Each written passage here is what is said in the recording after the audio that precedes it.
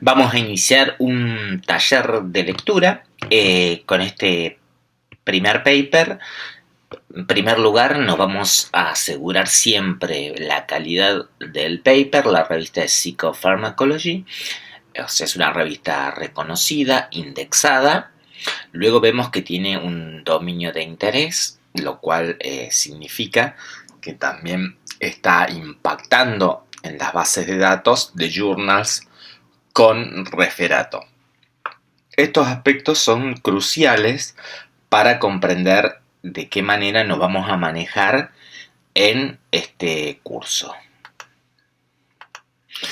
Siempre, en primer lugar, cuando vemos los autores, Graham Murray, Franziska Knoll, Karen Ernst, nos fijamos de qué universidad son. Entonces vemos las referencias, acá está 1, 2, 3, 1, 2, 1, 2, llega hasta el 5, acá Shaila Shabir el 6. Entonces nos fijamos de dónde procede el artículo. Y vemos que estamos en United Kingdom, Reino Unido, el Departamento de Psiquiatría de la Universidad de Cambridge, también de la Universidad de Cambridge, es otro instituto, otro departamento. Seguimos en Cambridge. Aquí ya pasamos a Glaxo, que es una industria farmacológica, por lo tanto acá sí tiene conflictos de interés eso se declara cuando hay conflictos de interés, es decir, si uno tiene un producto farmacológico y lo somete a investigación científica, uno puede sesgar los resultados a favor de su producto, por lo tanto se hace una declaración de conflictos de interés y eso pasa a una revisión especial. En eso juega un papel algo muy importante que en el curso se va a mencionar varias veces, que es la sociedad Cochrane, que es para justamente la revisión y el control de los datos. La editorial que publica este paper es Springer, que está dentro de las principales editoriales científicas del mundo. Hay que mencionar, Nature, es Elsevier y Springer.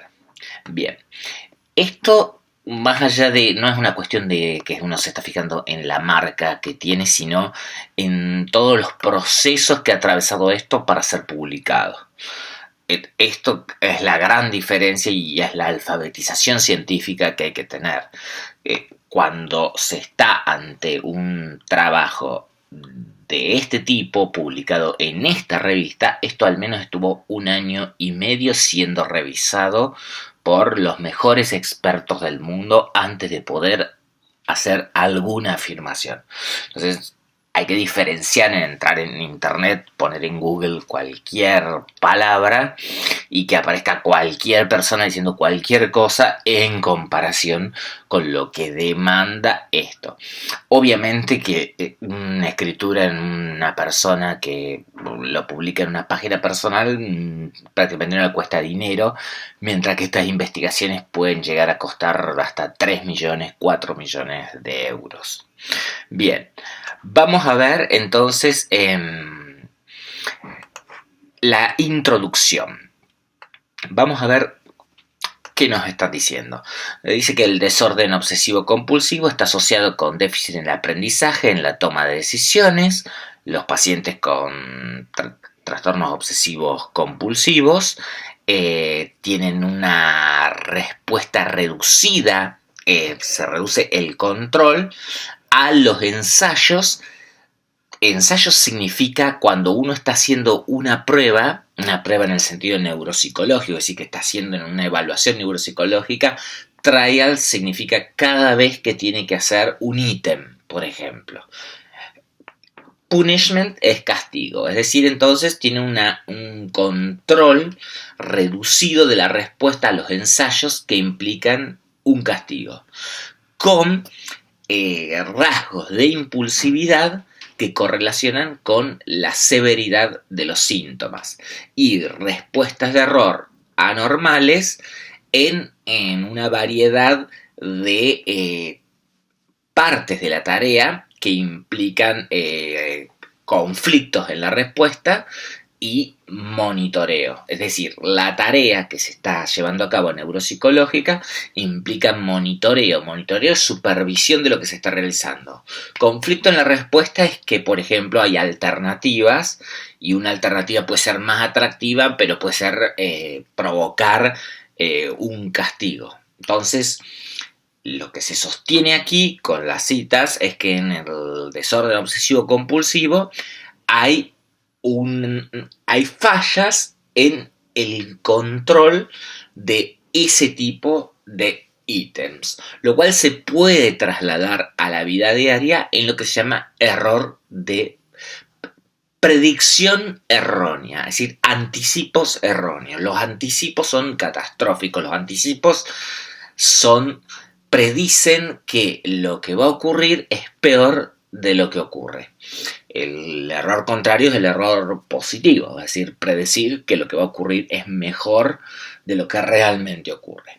Bien, acá se sugiere que hay una overactivity, significa una sobreactividad, una sobreactivación en los sistemas de monitorización que están involucrados en la corteza cingulada anterior. Eso es muy importante. La corteza cingulada anterior es una parte, son fibras que están dentro de, es un envoltorio que contiene los haces cingulados. Estos haces cingulados conectan desde las partes prefrontales del cerebro, llegan hasta el hipocampo. Así que realizan un viaje muy, muy prolongado.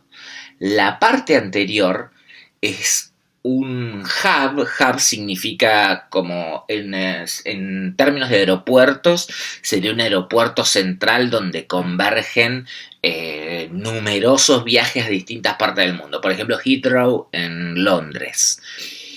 El cingulado anterior es un hub ubicado en la corteza prefrontal. Tiene fibras que salen hacia todo el sistema nervioso central e incluso, si hacemos estaciones, sale del sistema nervioso central.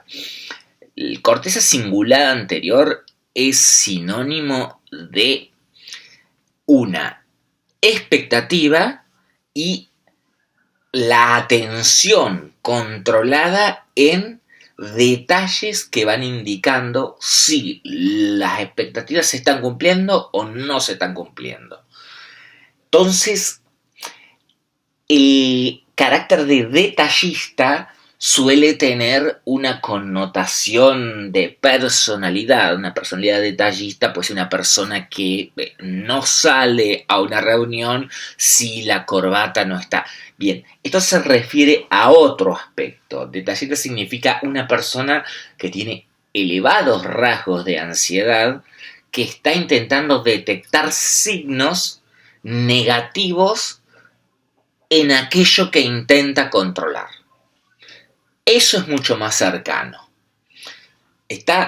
Busca capturar señales negativas que le confirmen lo que predijo negativamente. Bien, la corteza cingulada anterior es una parte que en neuropsicología tiene un aspecto, y en neuropsiquiatría tiene un rol crucial, porque también hay muchas otras fibras que son aferentes, es decir, que le envían señales, y la corteza cingulada anterior se retroalimenta de información proveniente de prácticamente todo el sistema nervioso central. Los mecanismos neuronales subyacentes a la toma de decisiones y al aprendizaje involucran redes frontoestriadas. Acá estamos pasando a partes ya de más atrás del parénquima cerebral.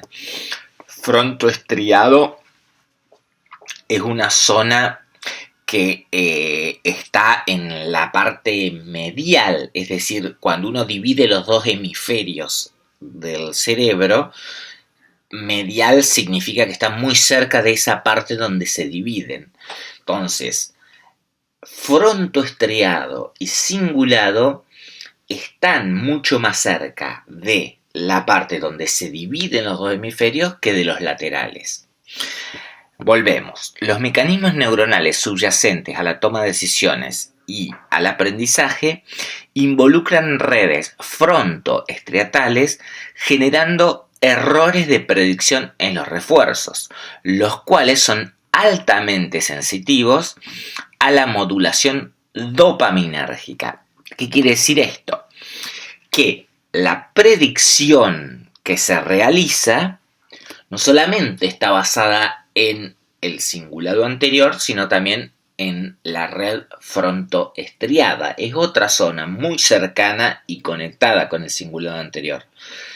Está vinculada también con el error de predicción en los refuerzos, generalmente porque predice que lo que va a suceder es peor de lo que realmente sucede, y dice es altamente sensible a la modulación dopaminérgica. Hay una palabra clave que es modulación. Si en el sistema nervioso central hay neurotransmisores dominantes, podemos decir que son el GABA y el glutamato.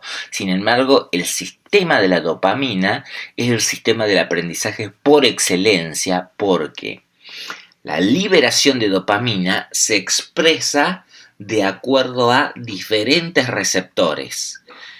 Mediante el cambio de la acción que produce la dopamina en función de en qué receptor llega la dopamina, lo que permite es que haya modulación.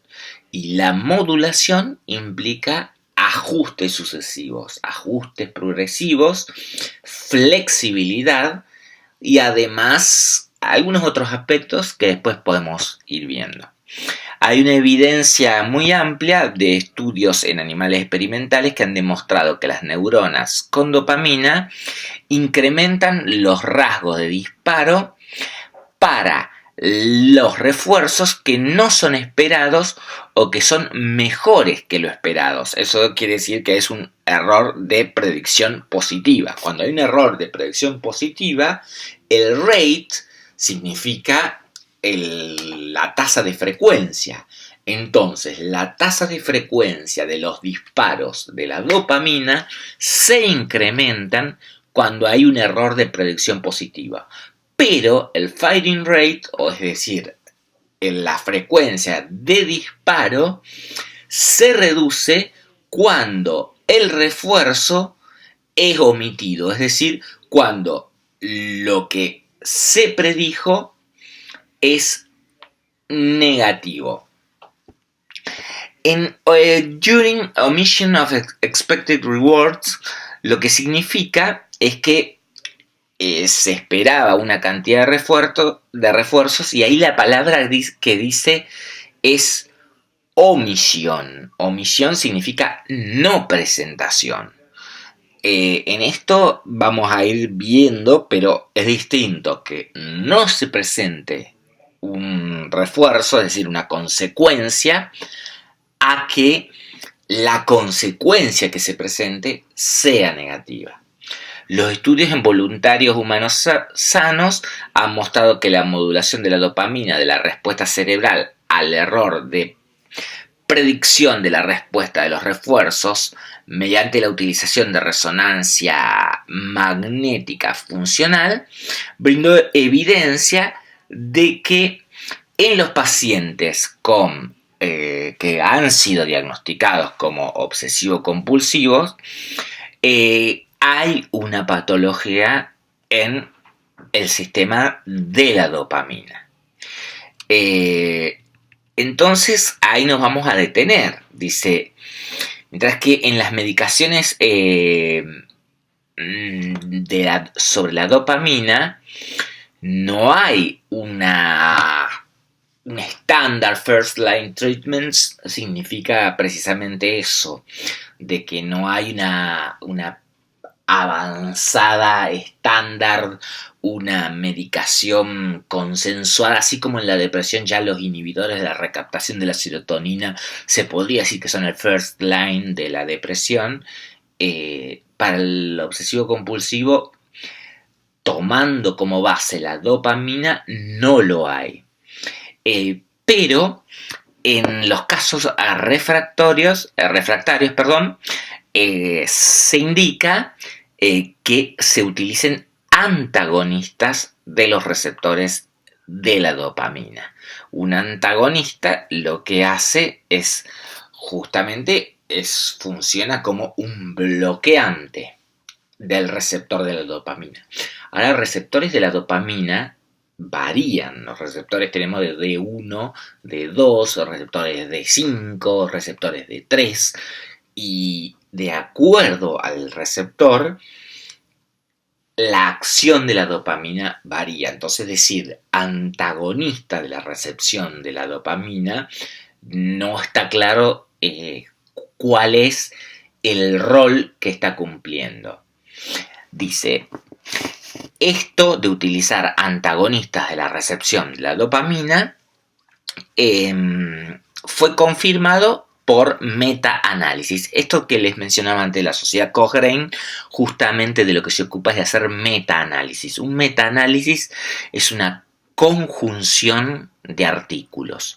Son muchos artículos que son integrados porque cumplen con determinadas características de calidad, y entonces se saca un índice global que se llama D de Cohen. La D de Cohen, que alcanza, por ejemplo, un valor de más de 0.8, indica que ese tratamiento tiene evidencia suficiente. Se utiliza mucho en psicofarmacología los metaanálisis, aunque el metaanálisis se puede utilizar en cualquier disciplina. De forma notable, el nucleus accumbens, que es una parte del estriado ventral, aquí, si decimos núcleos accumbens y decimos estriado ventral, estamos hablando, si hablábamos antes de dos partes, hablamos del cingulado anterior y hablábamos del sistema córtico estriado, núcleos accumbens pertenece al sistema córtico estriado. Entonces, el núcleo accumbens recibe proyecciones dopaminérgicas densas, se suele decir cuando son dendríticas, cuando tienen muchas espinas dendríticas. Es como mirar un árbol que está lleno de ramas y esas ramas a la vez están subdivididas y tienen hojitas. Eso se parece mucho a lo que es el sistema estriado. Entonces, el núcleo accumbens recibe proyecciones dopaminérgicas y es un target quiere decir que ahí hace impacto, una técnica que se llama Deep Brain Stimulation. La Deep Brain Stimulation es una técnica terapéutica que se puede explicar en otro contexto porque requiere abrir todo un mundo. Un estudio previo demostró que cuando había un procesamiento de refuerzos anormal en el núcleo accumbens en personas con trastornos obsesivos compulsivos, reportó que hubo una activación atenuada para la anticipación del refuerzo, pero no examinó el grado de aprendizaje o la señalización predicha del error. La palabra clave ahí es señalización, porque la dopamina lo que hace es señalizar. Señalizar significa establecer una marca. A veces uno utiliza una analogía que se llama el latigazo.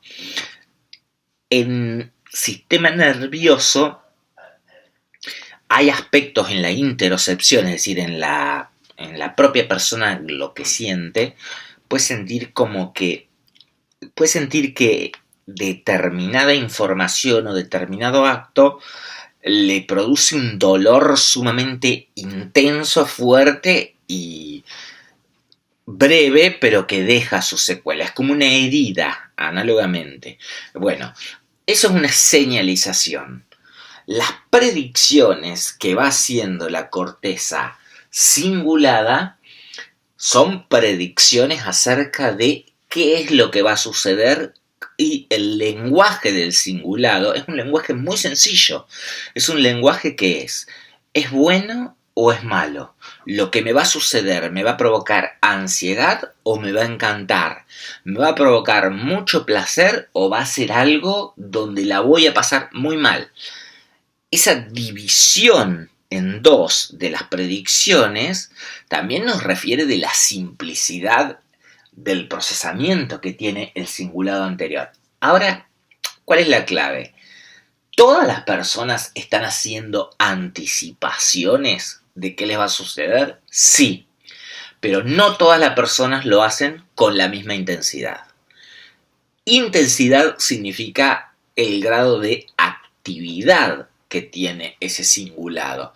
Si esa anticipación es constante o si realiza el anticipo, pero puede hacer un shifting o cambio y pasar a procesar otros aspectos.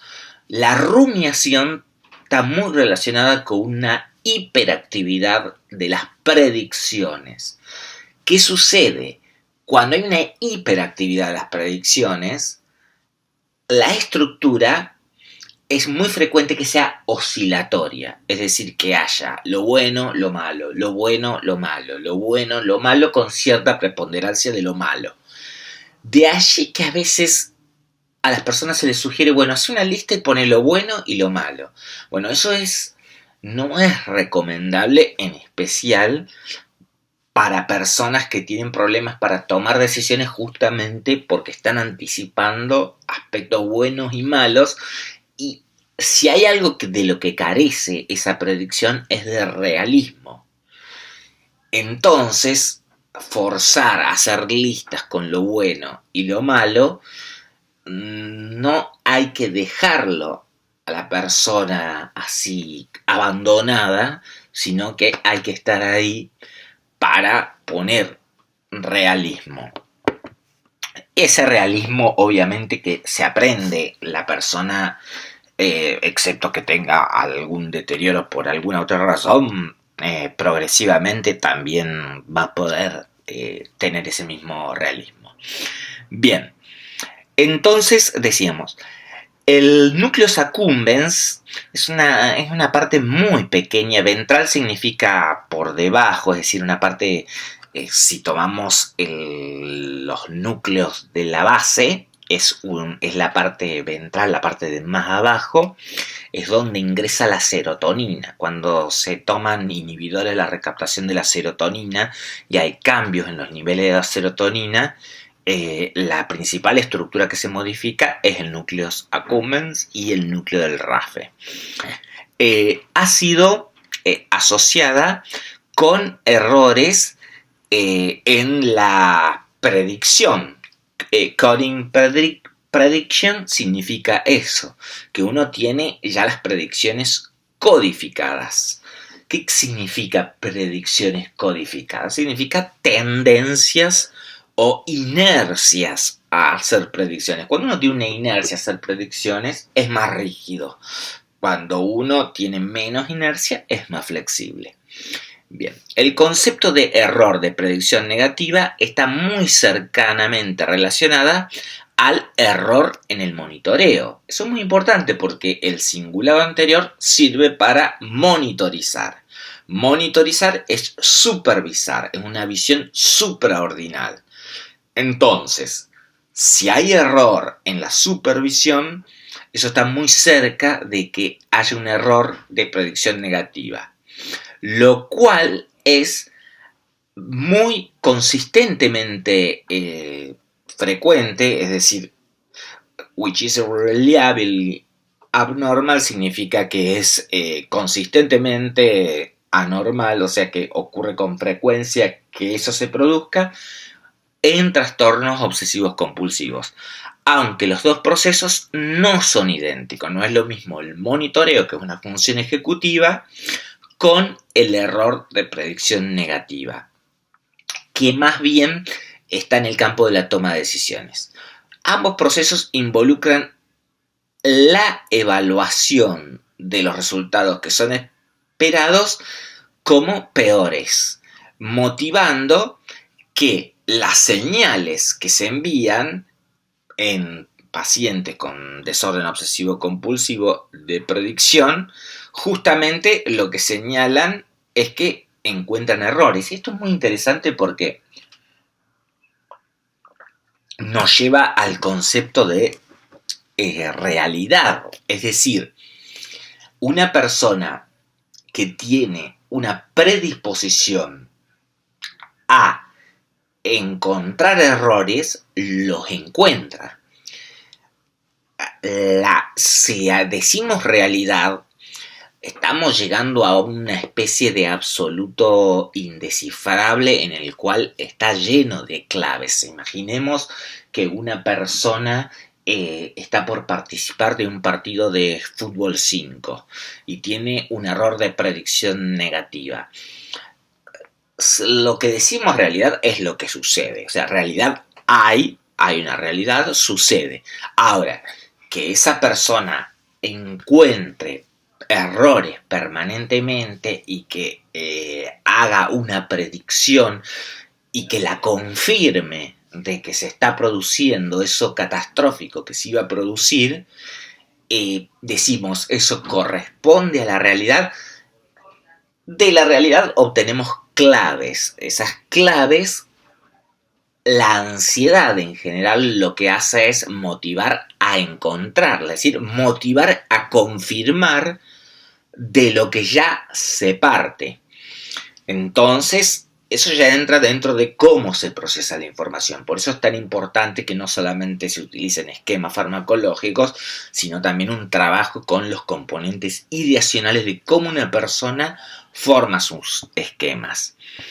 Entonces, recientemente, acá ya se cita autores, Hauser, reportaron que hay un incremento en las señales cerebrales en respuesta a errores de predicción de refuerzos en la corteza cingulada anterior y en el putamen. El putamen junto al núcleo caudado son una exaptación de los ganglios de la base, es decir, una división que está relacionada con el Homo sapiens y algunos primates superiores, indicando una sobreactivación del sistema de monitoreo. Es decir, la persona tiene un nivel de intento de control tan intenso que probablemente, más que probablemente que ocurre, que lo que no hace es justamente controlar de una manera efectiva, sino más bien estar en un estado de tensión que le confirma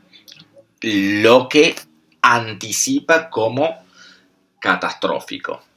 Además, la activación dependiente de la dopamina en el cingulado anterior ha sido asociada con el incremento de la conciencia del error y la performance del monitoreo.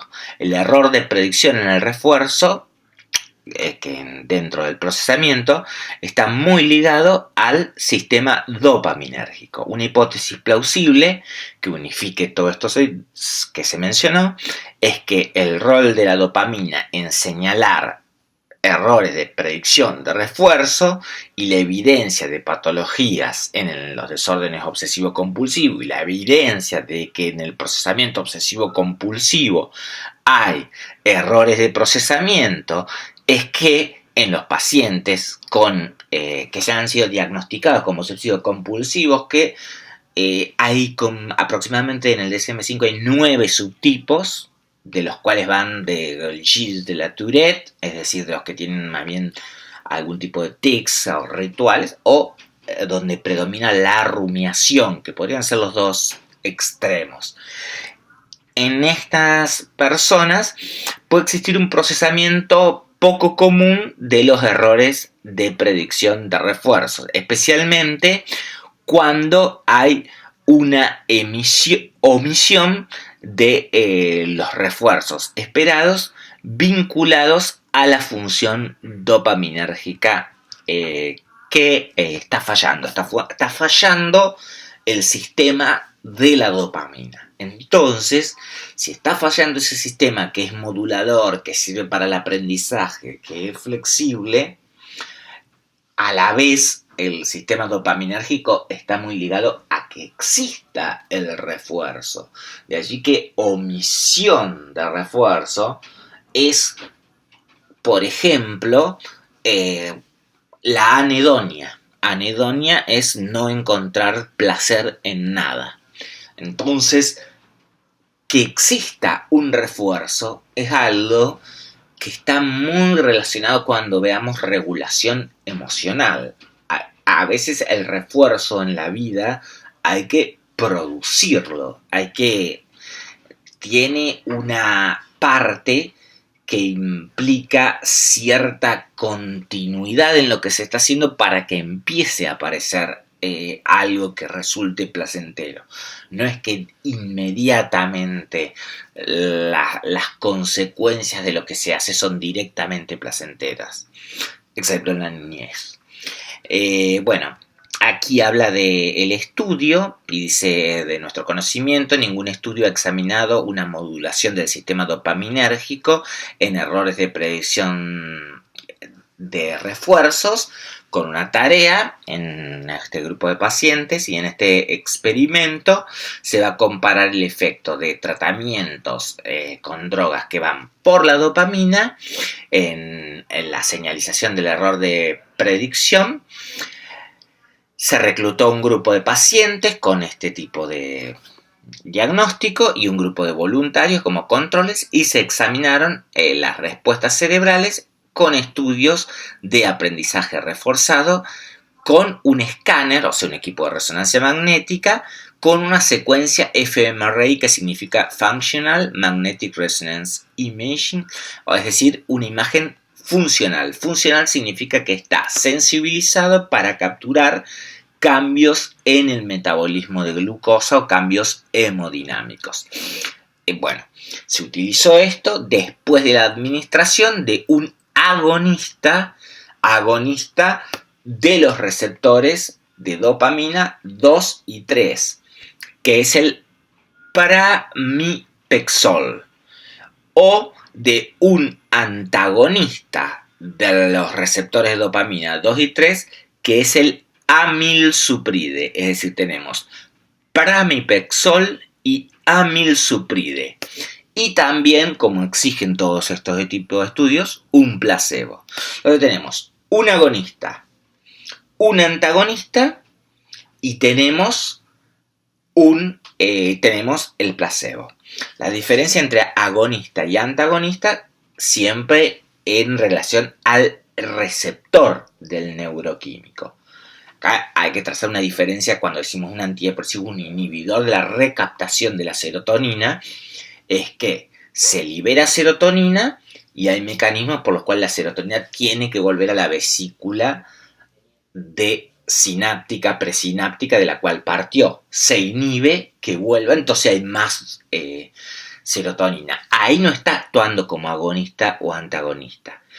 Un agonista es que mimetiza los efectos, y un antagonista es que contraría los efectos, es decir, que los impide, que lo que hace la dopamina está bloqueado porque hay un antagonista. El antagonismo se genera básicamente por tener la misma afinidad con el receptor, es decir, le ocupa el lugar, como si hubiera 7 sillas y le ocupa la silla, entonces no tiene dónde ir. Bien, entonces se hipotetiza que los errores de predicción de refuerzos en la región frontoestriada, que son señalizadas, se envían señales por el sistema dopaminérgico, van a estar siendo exageradas, es decir, más allá de lo esperable, cuando se administre un placebo. Cuando se administre un antagonista de los receptores de la dopamina en el tratamiento de estos pacientes, se hipotetiza que esto va a estar normalizado si se aplica amilsuprid, que recordemos que el amilsuprid es un antagonista de los receptores de dopamina 2 y 3, pero no si se aplica un agonista que es el pramipexol, lo cual, esto apoya esta hipótesis, ha mostrado que cuando se administra pramipexol, lo que se hace es empeorar la compulsividad, ya sea las rumiaciones, ya sea los tics. El pramipexol empeora esos cuadros y el pramipexol, recordemos que es un agonista de los receptores de dopamina 2 y 3. Hay algo muy importante cuando uno habla de receptores de la dopamina. Los receptores D1 de la dopamina son los más característicos porque la dopamina se suele asociar a la experimentación de placer, pero eso es si la dopamina recae en un receptor D1. Los receptores D2 son lo contrario, así producen que la dopamina produzca el efecto contrario al de los receptores D1. Entonces, acá estamos hablando de agonistas y antagonistas, pero de los receptores 2 y 3 de la dopamina, no de los receptores más típicos de la dopamina, que es el 1. Cuando una persona toma un café, el café produce una sensación de placer, o el mate, porque va a los receptores de dopamina de 1. Mientras que acá lo que se está hablando son agonistas y antagonistas de los receptores de dopamina 2 y 3. La hipótesis está principalmente focalizada en dos regiones del cerebro de interés. Se predice anormalidades dopaminérgicas en los errores de predicción de refuerzos en el cingulado anterior, los cuales serían bastante mayores en el desorden obsesivo compulsivo durante el procesamiento de refuerzos que son omitidos, y que esto es análogo al incremento del error de señalización cingulada sugerida en los estudios en obsesivos compulsivos de la negatividad relacionada al error. De allí que tenemos que distinguir entre el error en la predicción de la omisión de la consecuencia. Es decir, la consecuencia que se esperaba no está. Bien, ese es un error de predicción porque se espera una consecuencia.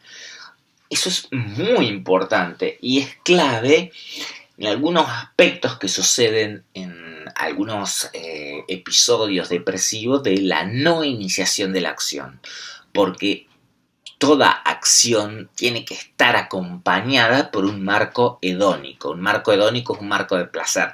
No estamos hablando de un placer en el sentido extremo o un placer sensual, sino que la persona tenga ganas de. Cuando eso no acompaña, cuando el marco hedónico no acompaña, entonces lo que hay es una omisión de el reforzamiento. Un ejemplo extremo de esto es la enfermedad de Parkinson.